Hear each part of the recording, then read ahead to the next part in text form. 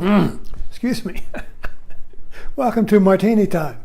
Let's see what the frog will come up when I send him down into the pond.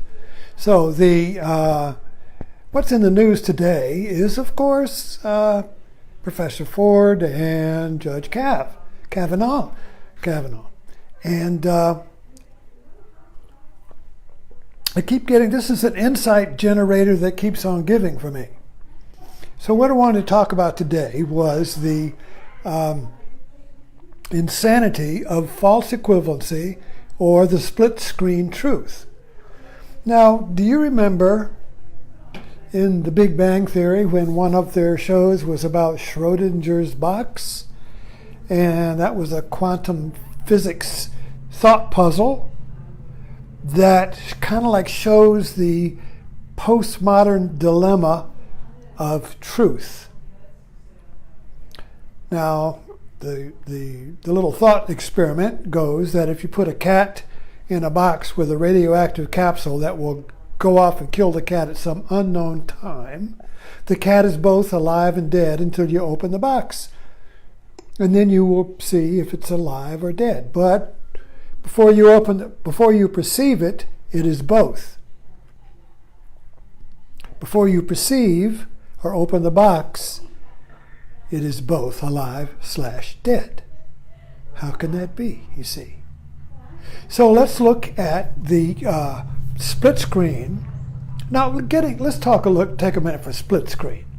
You know what the split screen is. It's basically a digital... I'm getting a low battery here. I hope I get through. Let me close my box here. The split screen puts up a left and a right pundit. Each one offers equally valid arguments and logic for their truth, and they're incompatible.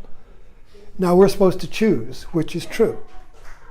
So you have the split screen of Cav and Ford, each presenting their truth with its logic and its emotion and all of that, you see. And we're supposed to choose what is true because no evidence was presented. No evidence was allowed. So without evidence, we can't choose, but we have to choose. So that creates an insanity.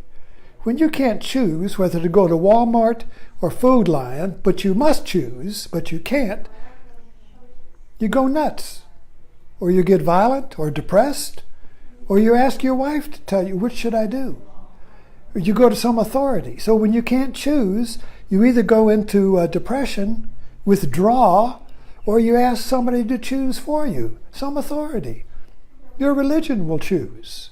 Your philosopher, your scientist will choose. Your president, your pope, your mother, your father, somebody will choose if you can't choose, you see. And yet we must choose. So this creates a modern dilemma in America because everything that rises is presented in a split screen of two realities. Trump does it all the time. My news is true, that's fake news. Kellyanne Conway, there are two alternate sets of facts, two truths. You see, and this inability to choose creates an insanity, a psychosis even, a collective psychosis.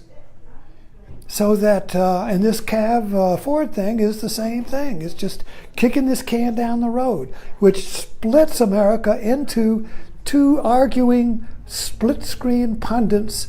Nothing gets done. There's no choice to go forward. And the scientific materialism, the secular liberal world that we live in, we call the modern Western world, is based on the belief that time progresses, that tomorrow will be better than today, that tomorrow will be better for my kids than it is for me. Everybody keeps talking about that. Ray, are you better today than you were yesterday?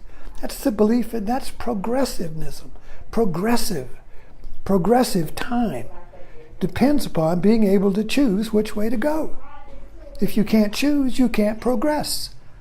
And if you can't progress, you're oscillating. Wah, wah, wah, wah, wah, wah, wah, you see.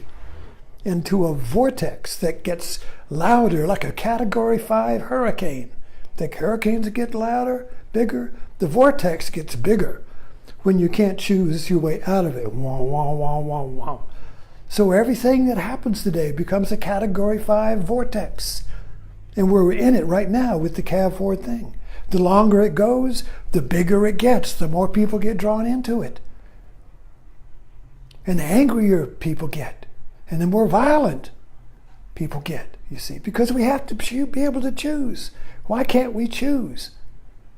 Well, you have to have an agreed upon reality in order to choose. You have to have a reference, an agreed upon reality in order to choose this or that. Which one corresponds to the agreed upon reality more than the other? Nothing's absolute. But in order to choose this or that, you have to have a reference that everyone agrees upon. But we're losing our reference. The irony is that the Supreme Court is the reference for truth in our society. When you have a wah wah this that argument, wah wah wah wah wah, you go to the Supreme Court, and the Supreme Court says that's truth. Take it or leave it. This is it. The buck stops here. Now, what's at threat here is that the Supreme Court is being politicized, so it leans to the left or the right. So you don't have that unbiased integrity or agreed upon background, you see. So the wah, wah, wah continues. And that's where it really gets bad. That's where it really gets bad, you see. If we can't stop the wah, wah, wah, wah. I just went to Richmond, and there's a new Wawa station coming up. There's Wawa everywhere. Everything turns into Wawa. Just watch. Just notice. Whatever comes up in the news becomes left, right, Wawa. And that's driving us nuts. So perhaps the only way out is for everyone to rise up and just vote in Democrats. Then there might be an agreement on an objective reality that's strong enough to let us move forward. If we keep going 50-50, 50 left, 50 right, 50 Democrats, 50 Republicans, the wah, wah, wah, wah will continue. Now, we elected a Republican Congress, a president, and we've got a Supreme Court that's pretty much right, but still the wah, wah continues. So obviously having Republicans having total power doesn't get rid of the wah-wah. Anyway, it's Sunday. Thanks for dropping in.